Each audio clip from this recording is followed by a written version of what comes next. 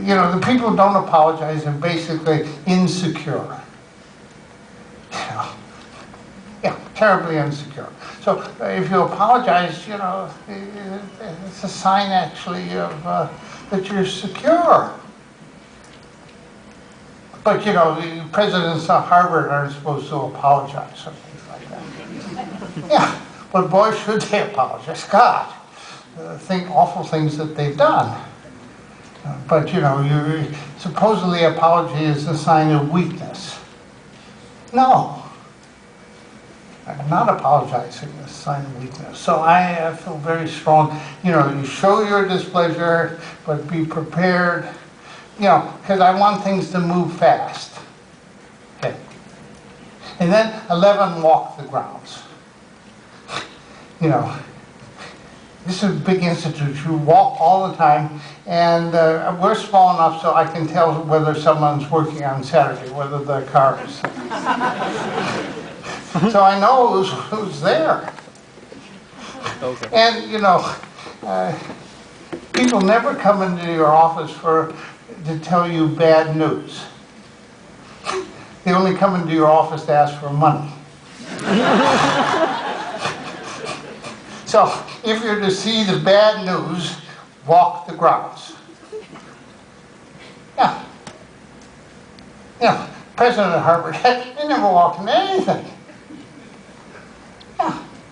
Sit in their office, imperial type style. So you know, you've got to be with people. Anyways, those are sort of, you know, you can see. Now, walking is healthy too, so.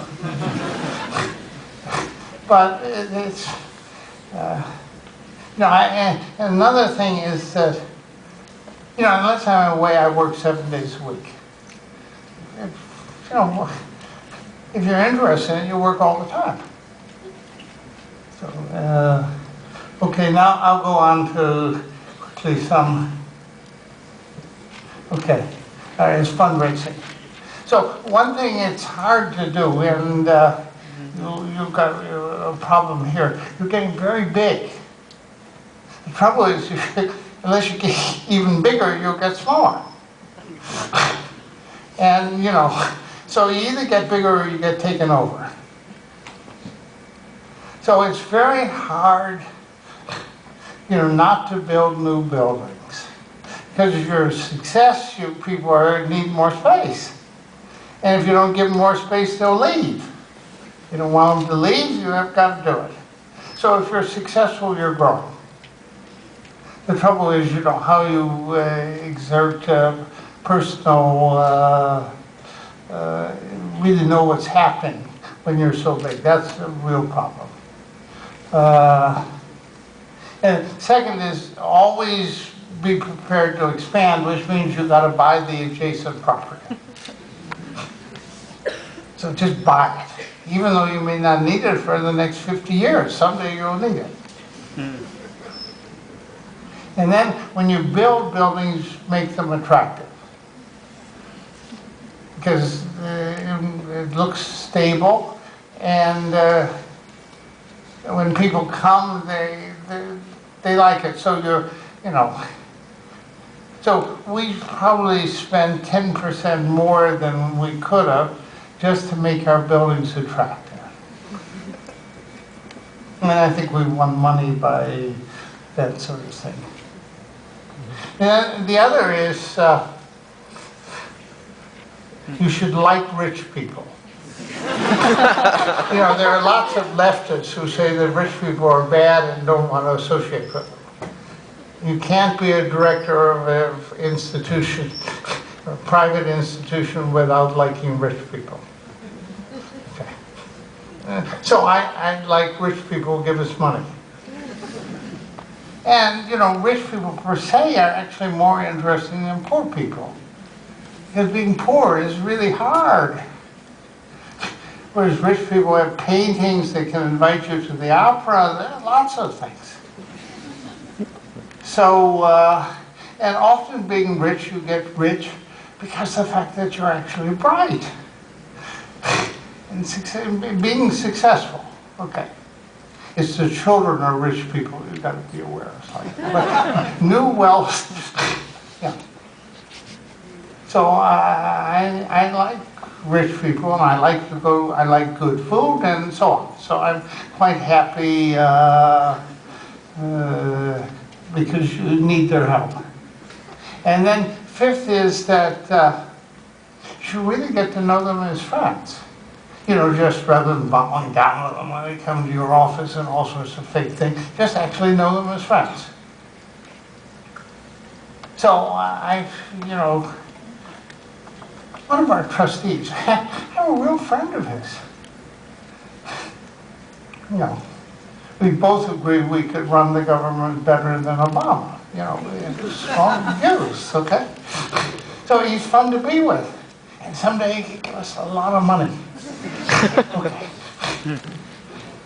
And the other is that you can't be poor, because I give lots of money to the charities of my trustees, the other things. So you can't expect people to give you money if you don't sort of help. So you shouldn't have a poor president. There was a terrible scandal at Stanford. President Don Kennedy, he got fired because, they paid him very little, and then he was trying to, you know, have some fancy furniture in his house. He got fired, basically.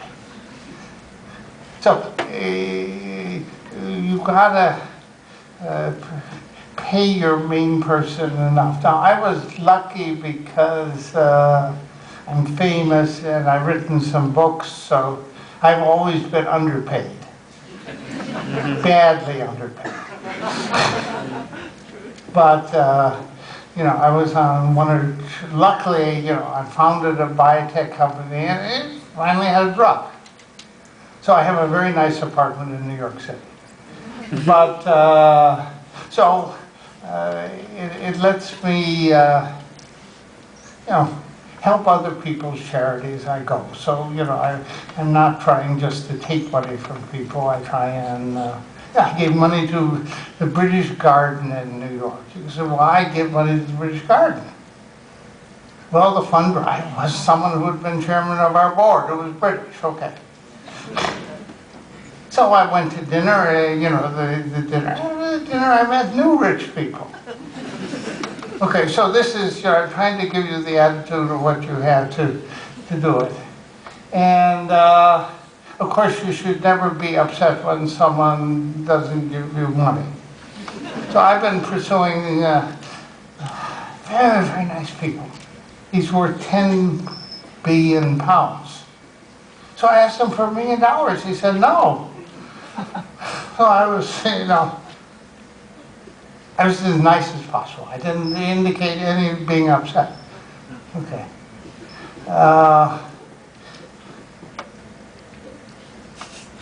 And don't be photographed too much. Now, when you read these institutional sheets and you just see the director, his photograph, no, let everyone else be photographed but you. And sort of my rule is only be photographed if you're next to a celebrity. Otherwise, just don't be photographed, okay? And of course, never dye your hair.